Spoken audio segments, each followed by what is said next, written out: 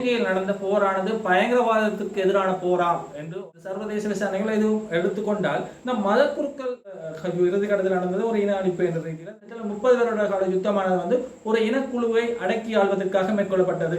இலங்கையில் நடந்த போரானது பயங்கரவாதத்துக்கு எதிரான போராம் என்று ஒருவர் குறிப்பிட்டிருக்கிறார். அப்ப இந்த விடயம் தான் இப்பொழுது ஒரு பேசு பொருளாக மாற்றமடைந்து வருகிறது.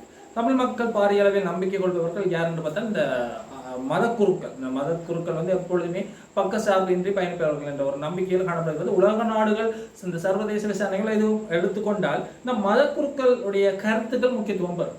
அப்ப இதுதான் இன்றைய தினம் ஒரு பேசு பொருளாக மாற்றமடைந்திருக்கிறது. அப்ப ஒரு திருச்சபை கத்தோலிக்க திருச்சபையின் முக்கியமான ஊடக பேச்சாளர் வந்து ஒரு முக்கியமான விடயத்தை தெரிவித்திருக்கார். என்னென்னு பார்த்தால் இலங்கையில் நடந்த யுத்தமானது வந்து ஒரு பயங்கரவாதத்துக்கு எதிரான யுத்தம். இப்போ இறுதி கட்டத்தில் நடந்தது வந்து பயங்கரவாதத்துக்கு எதிரானவர் தான் என்ற ஒரு விடயத்தை அவர்கள் தெரியப்படுத்தியிருக்கிறார். அப்ப அண்மையில கத்தோலிக்க திருச்சபை சார்ந்த அருட்தந்தை ஈவந்த பீரிஸ் அவர்கள் ஒரு முக்கியமான விடயத்தை தெரிவிக்கிறார்.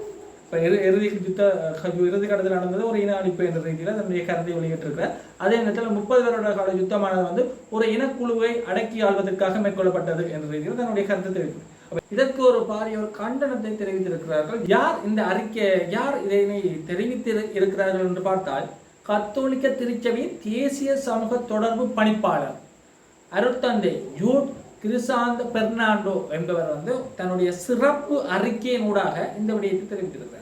அது மட்டுமில்லை, அவர் நிறைய விடயங்கள் தெரிவிக்கின்றார். என்ன விடயம் பார்த்தால் அருட்தந்தை ஈவந்த பீரிஸ் அவர்கள் தெரிவித்த விடயங்கள் வந்து அவருடைய சொந்த கருத்து, இது கத்தோலிக்க திருச்சபையினுடைய கருத்து அல்ல என்ற ரீதியில் தன்னுடைய கருத்தை பதிவு செஞ்சிருக்கார். அது மட்டுமில்லை, சித்தாந்தத்தை வெளிப்படுத்தவில்லை, இது வந்து கத்தோலிக்க திருச்சபையினுடைய சித்தாந்தத்தை வெளிப்படுத்தவில்லை, இது அவருடைய சொந்த கருத்து தான் என்ற ரீதியில் தன்னுடைய கருத்தை பதிவு செஞ்சிருக்கார். அது மட்டுமில்லை, கத்தோலிக்க திருச்சபையானது வந்து நல்லிணக்கம், சமூக உரையாடல், சமூகத்தை மதித்தல் தொடர்பாக துணை எப்பொழுதுமே துணை நிற்பார்கள் என்ற ரீதியில் தன்னுடைய கருத்தை பதிவு செஞ்சதோடு குறிப்பாக பல்வேறுபட்ட இடங்களில் நடைபெற்ற ஒரு பயங்கரவாதத்துக்கு எதிரான ஒரு போராகத்தான் இந்த 30 வருட கால யுத்தமானது அமைந்தது என்ற ரீதியில் தன்னுடைய கருத்தை பதிவு செஞ்சிருக்கிறார். அப்ப இது வந்து ஒட்டுமொத்த கத்தோலிக்க திருச்சபையினுடைய கருத்தாகத்தான் எடுத்துக்கொள்ளப்படும் உலக நாடுகளை பொறுத்தவரை. மே 18 ஒரு உணர்வுபூர்வமான ஒரு மக்களுடைய மனக்குமரல்களை எடுத்துரைக்கும் ஒரு நாளாக தமிழ் மக்கள் தங்களுடைய தமிழக பிரதேசங்களில் அனுஷ்டித்து வருகின்ற இந்த சூழ்நிலையில இவர்களுடைய கருத்துக்கள் சர்வதேச மட்டங்களில் எவ்வாறு செல்வாக்கு செலுத்தும் என்பதுதான் இங்கு அவதானிக்கக்கூடிய ஒரு முக்கியமான விடயம். அப்ப இது தொடர்பாக தான் இன்றைய தினம் பெரும் ஒரு பேசு பொருளாக மாற்றமடைந்து வருகிறது. மக்களை பிரதிநிதித்துவப்படுத்துகின்ற மக்களுக்கு எப்பொழுதுமே துணை நிற்க வேண்டிய திருச்சபையானது இவ்வாறான மாறுபட்ட கருத்து. ஒரு பக்கம் ஏன்னா அழிப்பென்று சொல்லுகிறார்கள், மறுபுறம் பார்த்தால் ஒரு பயங்கரவாதத்துக்கு எதிரான யுத்தம். அப்ப இப்படி தங்களுக்குள்ளேயே மாறுபட்ட கருத்துக்களை விதைப்பதன் ஊடாக இன்னத்தை அவர்கள் சமூகத்தில் கூற விளைகிறார்கள் என்ற ஒரு பாரிய ஒரு பேசு பொருள் தான் காணப்படுகிறது. மறைந்த முன்னாள் ஆயர், மன்னார் மாவட்ட ஆயர் வந்து பல்வேறுபட்ட இடங்களில் தமிழ் மக்களுக்கு சார்பான பல்வேறுபட்ட விடயங்களை முன்னெடுத்தார்கள். இப்ப யுத்த காலத்திலும் நின்று மக்களுக்கு துணையாக நின்றார் என்று பல்வேறுபட்ட இடங்களில் சர்வதேச விசாரணை தான் தேவை என்று உலக அரங்கில் எடுத்துரைத்தவர் தான் முன்னாள் மறைந்த மன்னார் மாவட்ட ஆயர் அவர்கள். அப்ப இவ்வாறு பல்வேறுபட்ட இடங்களில் சில கத்தோலிக்க திருச்சபை சார்ந்தவர்கள் காணப்பட்டாலும் சில இடங்கள்ல பல முக்கியமான இடங்களில் மாறுபட்ட கருத்துக்களையும் வெளியிட்டு வருகிறார்கள். அப்ப உண்மையிலேயே ஒரு சர்வதேச மட்டத்தில் இந்த விசாரணை எடுத்துக்கொள்ளப்பட்டால் ஒட்டுமொத்த கத்தோலிக்க திருச்சபையினுடைய முக்கியமான அறிக்கை தான் எடுத்துக்கொள்ளப்படும். அப்ப இங்குதான் ஒரு கேள்வி உட்படுத்தப்பட்டு வருகிறது. அப்ப நாங்கள் தொடர்ச்சியாக பார்க்க வேண்டும் எங்குதான் இந்த விசாரணைகள் போய் சென்றடைந்து முடிக்க போகிறது. இப்ப தமிழ் மக்களுக்கான நிலையான நீதியான நியாயமோ அல்லது அவர்களுக்கான சம உரிமை எப்பொழுது கிடைக்க போகிறது என்பதனை நாங்கள் பொறுத்திருந்து பார்ப்போம். அதே நேரத்தில் நாங்கள் இன்னொரு முக்கியமான விடயத்தை பார்க்கணும். பாணாந்துறையில் நாமல் அவர்கள் ஒரு பொதுக்கூட்டத்தில் கலந்து கொண்டு பெயர் குறிப்பிடாமல் தன்னுடைய விமர்சனங்களை முன்வைத்திருக்கிறார். யார் மீது பார்த்தா டில்வின் சில்வா அவர்கள் மீது.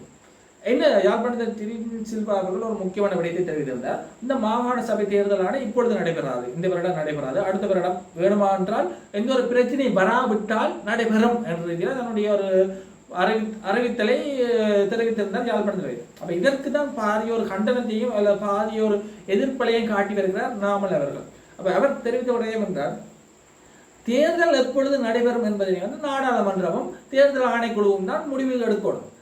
ஒரு கட்சியினுடைய பொதுச் செயலாளர் ஊர் ஊரா சுற்றி திரும்பியவர் எப்பொழுது இந்த தேர்தல் தொடர்பான கருத்துக்களை அறிவிக்க முடியும் என்ற ரீதியில் தான் தன்னுடைய கருத்துக்களை பதிவு செஞ்சிருக்கார். அது மட்டுமில்லை, தேசிய மக்கள் சக்தியானது பல்வேறுபட்ட பொய்யான வாக்குறுதிகள் வழங்கிதான் ஆட்சிப்படம் ஏறினார்கள், இளைஞர்களை ஏமாற்றி விட்டார்கள் என்ற ரீதியிலே தன்னுடைய கருத்தை பதிவு செஞ்சிருக்கார். தொழில் வளர்ச்சியை, தொழில்துறையை வளர்ப்போம், வேலைவாய்ப்புகளை வழங்குவோம், பொருளாதாரத்தை மேலோங்க செய்வோம் என்று பல்வேறுபட்ட வாக்குகளை வழங்கிதான் இந்த ஆட்சிப்படத்தை ஏறினால் எதுவுமே செய்யவில்லை என்ற ரீதியில் தன்னுடைய பழைய பஞ்சாங்கத்தை பாடியிருக்கிறார். யாருன்னு பார்த்தால், ஆனால் உண்மையிலேயுமே ஒரு கட்சியை சார்ந்த நபர், எந்த ஒரு பாராளுமன்ற உறுப்பினராகவும் இல்லை, சட்ட அதிகாரத்திலும் இல்லாத ஒருவர் வந்து தேர்தல் சார்ந்த முக்கியமான விடயங்களை அறிவிப்பது நியாயமா என்று கூட பொதுமக்களும் கேள்விகள் கேட்கிறார்கள். ஏனென்றால் இது சட்ட வரையறைக்குள் உட்பட்டது என்ற ரீதியில் காணப்படுகிறது.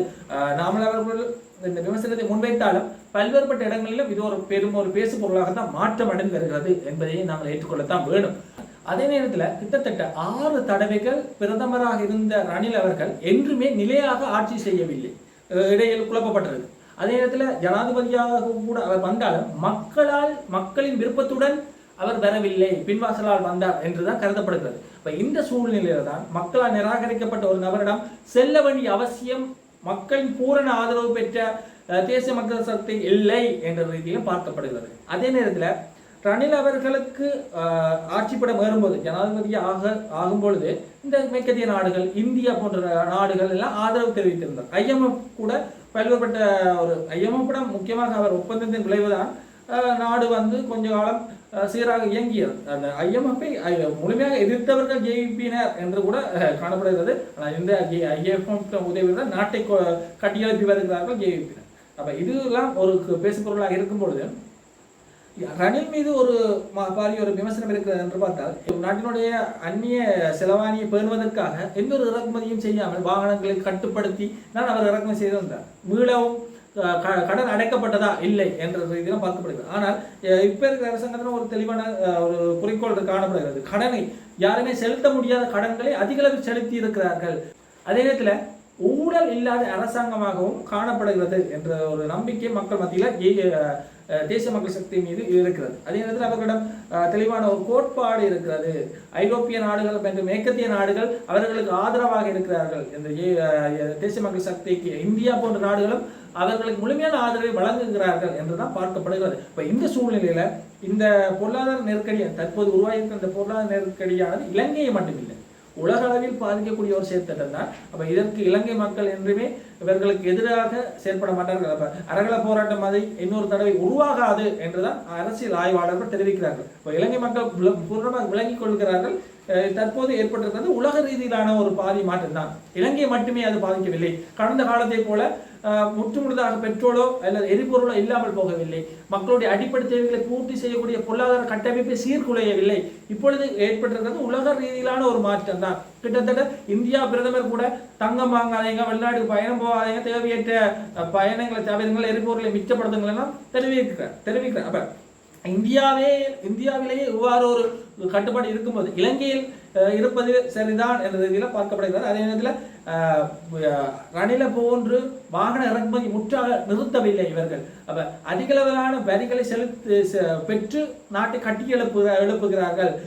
அந்நிய செலவாணியை பேணுவதற்காக முற்றுமுழுதாக இறக்குமதியை நிப்பாட்டி உற்பத்தி ஆடை தொழிலுக்கு தேவையான முற்றுமுழுதான உற்பத்தியை ரணில் அவர்கள் தடை செய்திருந்தார். ஆனால் இப்பொழுது உற்பத்தி திறனை மீட்பதற்காக, உற்பத்தி திறனை வளர்ப்பதற்காக இந்த ஆடை தொழிற்சாலைக்கான இறக்குமதிகளை இவர்கள் அனுமதித்து ஆடைகள் இது வந்து ஏற்றுமதி ஆகிறது. அதே நேரத்தில் நாங்கள் இன்னொரு முக்கியமான விடயத்தை பார்க்கணும். ஐரோப்பியா போன்ற நாடுகளில் இப்பொழுது சிக்கனத்தை மேற்கொள்கிறார்கள் இந்த ஆடைகள் அது இதுகள் தொடர்பான. ஏனென்றால் அவர்களுக்கும் ஒரு தேவைப்பாடு இருக்கிற இந்த அந்நிய செலவாணியை பேணுவது. அப்ப நாணய இருப்பினை கைவசம் வைத்திருப்பதற்காக வெளிநாட்டு மூலப்பொருட்களை வாங்குவதை அவர்களும் குறைத்திருக்கிறார்கள். இந்த இடத்துல பெரும்பாலான வருமானத்தை இலங்கை ஈட்டுகின்ற அந்த ஆடை சார்ந்த விடயங்களும் பெரும் ஒரு ஏமாற்றம் தான் காணப்படுகிறது. என்ற உள்நாட்டு உற்பத்தி பெருமளவு தேக்கப்பட்டு வருகிறது.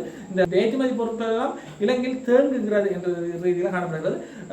எதுவாக இருந்தாலும் தற்பொழுது ஏற்பட்டிருக்கிறது உலக ரீதியிலான மாற்றம் தான். அப்ப இந்த இடத்துல ரணிலுடன் இவர்கள் சேர வேண்டிய அவசியம் இல்லை.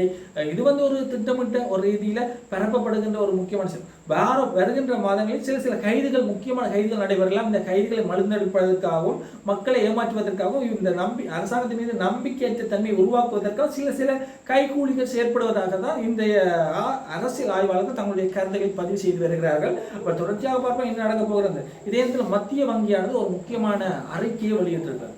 என்னவென்று பார்த்தால், மக்களை ஏமாறாதீர்கள் என்ற ரீதியில் இந்த நாணய நிர்ணயங்கள் மற்றும் பண அச்சிடுதல் மற்ற பொருளாதார காரணங்கள் சார்ந்த ஒரு போலியான விடயங்கள் சமூக மத்தியில் பரப்பப்பட்டு வருகிறது. அப்ப இந்த நாணய விகித மாற்று விகிதங்களை கணிப்பதற்கு ஒரு தனிப்பட்ட தொழில்நுட்ப திறன் தேவை.